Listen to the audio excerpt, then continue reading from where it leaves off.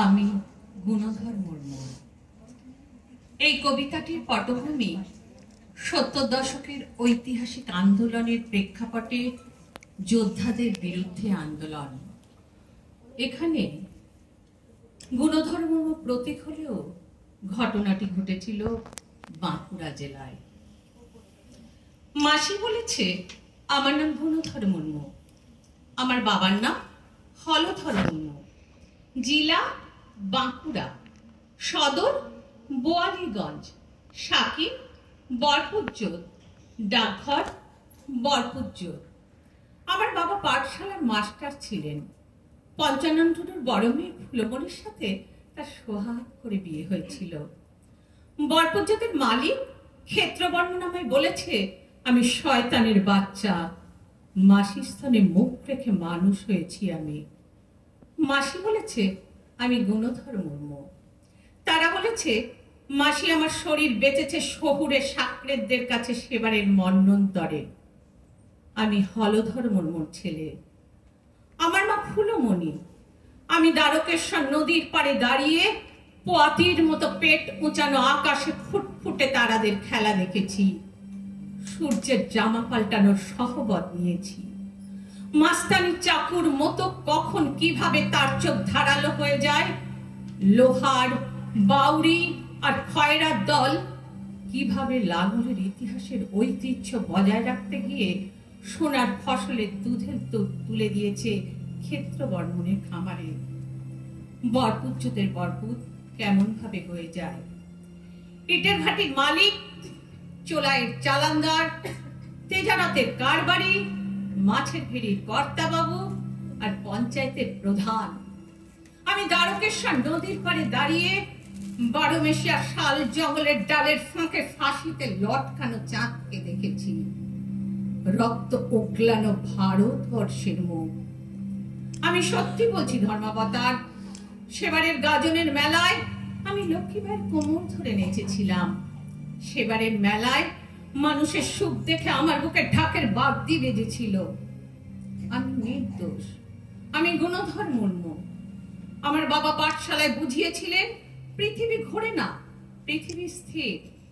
Inspector বললেন ভুল বোঝাচ্ছেন মাস্টারমশাই।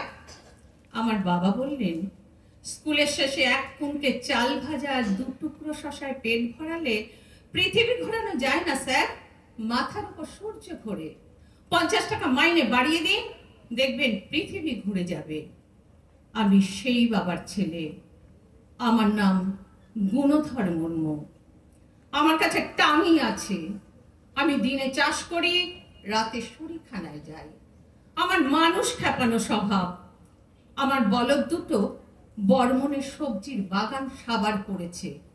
সবজি খাওয়া বলদের স্বভাব, কেননা মুখ বদলানো গরিবের সহজাত ধর্ম।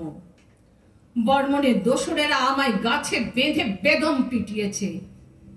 গাছের ফাঁকে দেখেছি বর্মন নষ্ট করেছে আমার মাসির সমস্ত শরীর। সূর্যের কাছে আমি চোখ রাঙানোর সহবত নিয়েছি। আমি হলধর মুর্মুর ছেলে। আমার নাম গুণধর মুর্মু। আমি বর্মনের মাথা নামিয়েছি টাঙির এক কোপে। আমার মেজাজে খুশবু উঠছে ধর্মাবতার। আমি ফাঁসিতে যাচ্ছি। আমি দেখতে পাচ্ছি আমার চারিদিকে মানুষ। মানুষের পাড়াবাড়ির মধ্যে আমি, জনমলের মধ্যে আমার দুঃখ সুখ হয়ে মিশে যাচ্ছে। আমি গুণধর মুর্মু বলছি। বাঁধা ডিঙানো মানুষের স্বভাব, আমি বাঁধা ডিঙিয়েছি। নিবেদনে ইমরান কায়েসের লেখা একটা জীবন। একটা জীবন, বুঝলেন তো?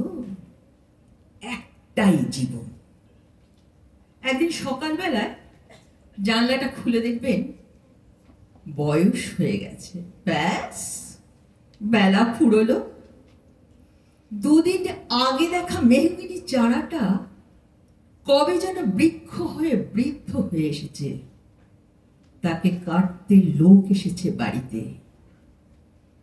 পাড়ার বড় দিদিদের বান্ধবীদের দল বিয়ে করে কোথায় কোথায় চলে গেছে সবাই। সারা বেলা কাস্ত যে বৃদ্ধ লোকটা, সবাই কাঁধে করে নিয়ে চলে গেল একদিন। পাড়ার সদ্য গোপ ছাটা লাজুক ছেলেটা ঘর ছাড়লো, পাড়া ছাড়লো, ইউনিভার্সিটি গিয়ে আর ফিরলই না কোনোদিন। বাবার হাতের দিকে তাকিয়ে তিনি চমকে উঠলেন। এত বয়সের ছাপ, এত কুঞ্চিত চামড়ার দল, কবে জমলো এইসব? এই তো সেদিন রাগী মানুষটা অফিস থেকে ফিরবে বলে সারা দিন কিচকিচ শব্দে ঘুরতে থাকা সিলিং ফ্যানটা পর্যন্ত চুপ করে যেত। কি জাদু মায়া বলি, কি বাতাসে, কি মাধুর্যে! একটা জীবন, বুঝলেন তো? তার আর ফিরে আসা নেই, নেই কোনো দ্বিতীয় যাপন, নেই কোনো আর সুযোগ। দয়া করে বাঁচুন, ঘুরুন বন্ধু। দার্জিলিং এর মেঘে বসুন এক সন্ধ্যায়, কাঞ্চনজঙ্ঘায় রাখুন চোখ, একটা নরম কাঁথা গায়ে জড়ান, সমুদ্রের ঢেউ আর এক ফোঁটা আলোকের দিকে মুগ্ধ হয়ে চেয়ে থাকুন।